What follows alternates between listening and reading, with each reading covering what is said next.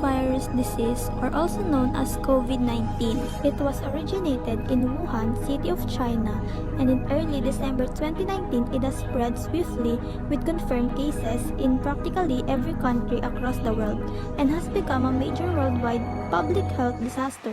Good day everyone, I'm Joanna Medicena. In this video, I'm going to talk about how our local government handled the pandemic and how it influenced the worldwide educational system. The Philippines happily welcomed the new year with joy and happiness. But all the Filipinos shocked when the first COVID case in the Philippines detected. The confirmed case arrived in the Philippines from Wuhan, China, via Hong Kong last January 21, 2020. As the number of confirmed cases of COVID grows, I observed our local government responded and aid through various news agencies, media, and other social media platforms.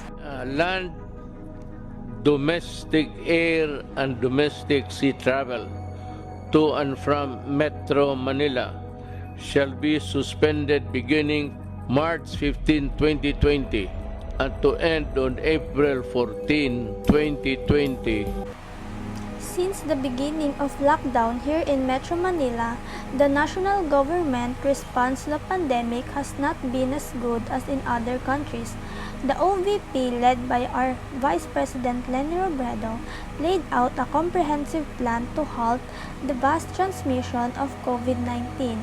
Some LGU or local government unit followed the VP plan for COVID-19 to stop spreading.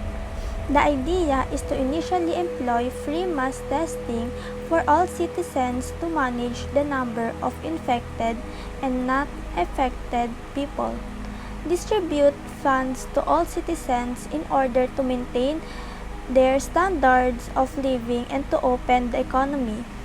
There are programs to assist individuals in need, but they are insufficient, such as food and allowance to sustain living.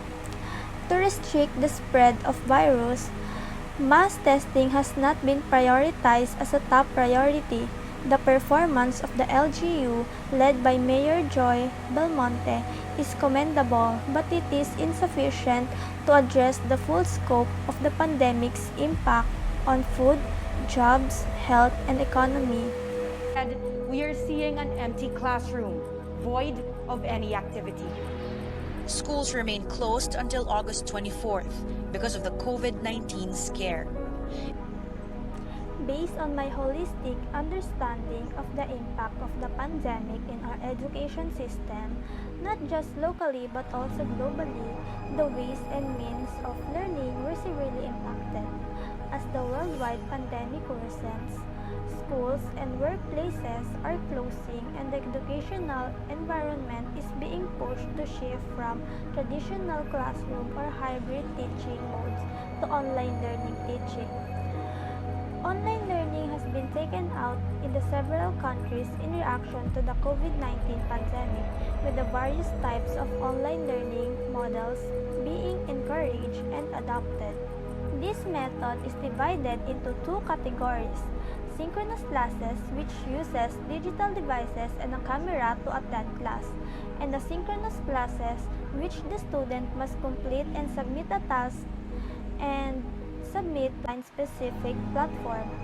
This strategy requires the use of resources such as technology and an internet connection, which are not always available in developing countries.